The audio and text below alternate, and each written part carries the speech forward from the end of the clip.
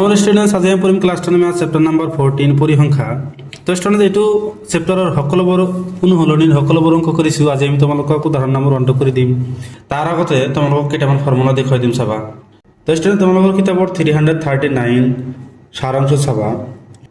এক নম্বৰত কি আছে, সংজ্ঞাবদ্ধ তথ্যৰ মাধ্য উলিয়াব পাৰি তলৰ পদ্ধতি কেইটাৰে। এক নম্বৰ কি কৈছে, প্ৰত্যেক পদ্ধতি এইটো আছিল। 2 নম্বৰ আছিল কি, বিবেচিত কৰ পদ্ধতি। 3 নম্বৰ আছিল এইটো কি, ঠাপ বিচ্যুতি পদ্ধতি। তো স্টুডেন্টস যিবিলাক সংখ্যা আমাৰ ডাঙৰ ডাঙৰ দিয়া থাকিব তেতিয়া আমি 3 নম্বৰটো ব্যৱহাৰ কৰিম।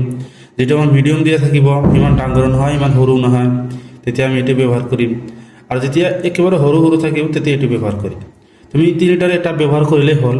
আমি যেতিয়া ডাঙৰ থাকিব এইটো ব্যৱহাৰ কৰিম, তাতকৈ এইটো। চাবা স্টুডেন্ট তোমালোকক এতিয়া উদাহৰণ 1টো আমি সমাধান কৰি দিম চাবা।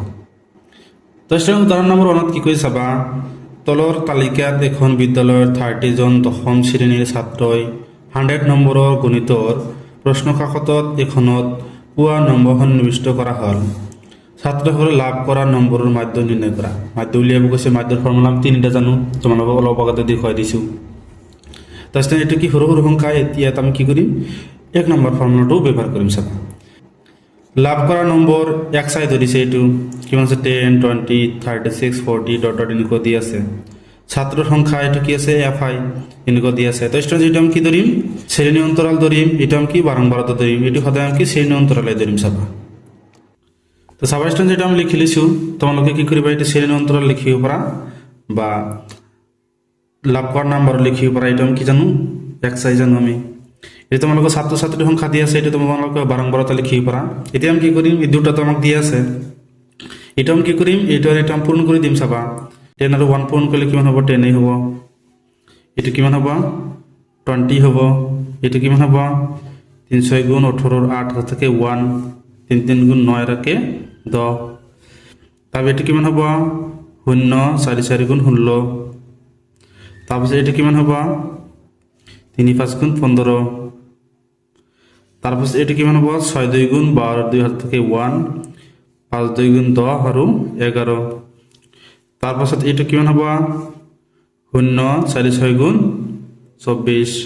তাৰপিছত এইটো কিমান হ'ব, 0 4 7 গুণ 28। এটা কিমান হ'ব, 71 into 70 হ'ব। এটা কিমান হ'ব, 80 এর 1 পূৰণ কৰিলে 80 হ'ব। তাৰপিছত এইটোৰ লগত 2 পূৰণ কৰিলে কিমান হ'ব, 176 হ'ব। 2 লগত 88 পূৰণ কৰিলে কিমান হ'ব, 176। এইটোৰ লগত পূৰণ কৰিলে কিমান হ'ব, 276 হ'ব। তাৰপিছত 95 এৰ লগত 1 পূৰণ কৰিলে কিমান হ'ব, 95 হ'ব। এতিয়া আমি কি কৰিম, এইটো কি সিগমা FI। এটা আমি কি সিগমা মানে আমি কিমান যোগফল, কার যোগফল FI মানে কি বাৰম্বাৰতা। এই সকলোবোৰ যোগ কৰিলে কিমান হ'ব, 30। এটা আমাক কি দিয়ে আছে। তাৰপিছত সিগমা FI XI মানে এইটো কি যোগফল। এই সকলোবোৰ যোগ কৰিলে কিমান হ'ব, 1779 এইটো হ'ব। তো স্টুডেন্টস ইয়াত আমি কি 1 নম্বৰ পদ্ধতিটো ব্যৱহাৰ কৰিছো। এটা আমি লিখিম, 1 নম্বৰ পদ্ধতিটো কি আছিল, প্ৰত্যেক পদ্ধতি চাবা। 1 নম্বৰ প্রত্যেক পদ্ধতি। তো স্টুডেন্টস আমাক কি ছাত্র ছাত্রী লাভ করা নম্বরের কি মাধ্য উলিয়াব লাগে। তো মাধ্য আমি কিমান জানো, x বার। এটা আমি কি জানো, মাধ্যটোর ফর্মুলা আছিল কি, sigma FI XI divide by sigma FI। এটা আমি জানো। তো মাধ্য উলিয়াব লাগে, আমাক কি মাধ্য উলিয়াব লাগে। কি করিবা, x bar is equal to sigma FI XI divide by sigma FI। তো চাবা এইটো আমি কিমান জানো, 1779 ডিভাইড বাই এইটো আমি কিমান জানো, 30। তো এটা আমি লঘিষ্ঠ কৰিব পাৰোঁ, 3 ৰে ডিভাইড কৰিম। 3 10 গুণ 30, 3 5 গুণ 15। ইয়াত কিমান বেছি থাকে 2, ইয়াত বহাই থাকে কিমান হ'ব, 27। 27 3 ৰে ডিভাইড কৰিলে কিমান হ'ব, 9। আৰু 9 3 ৰে ডিভাইড কৰিলে কিমান হ'ব, 3।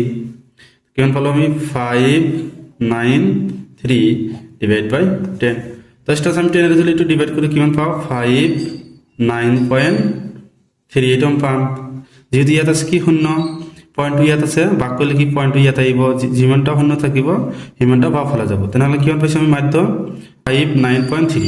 লাষ্টত লিখি দিবা যে এতেকে ছাত্ৰসকলে লাভ কৰা নম্বৰৰ মাধ্য কিমান হ'ব, 59.3। এটি হ'ব কি আমাৰ উত্তৰ। তো স্টুডেন্টস এলাকি কৰিবলৈ গৈছিল ষ্টুডেণ্ট। যদি ভিডিঅ'টো ভাল লাগে চেনেলটো ছাবস্ক্ৰাইব কৰি দিবা আৰু তোমাৰ মতামত জনাবা। Thank you students.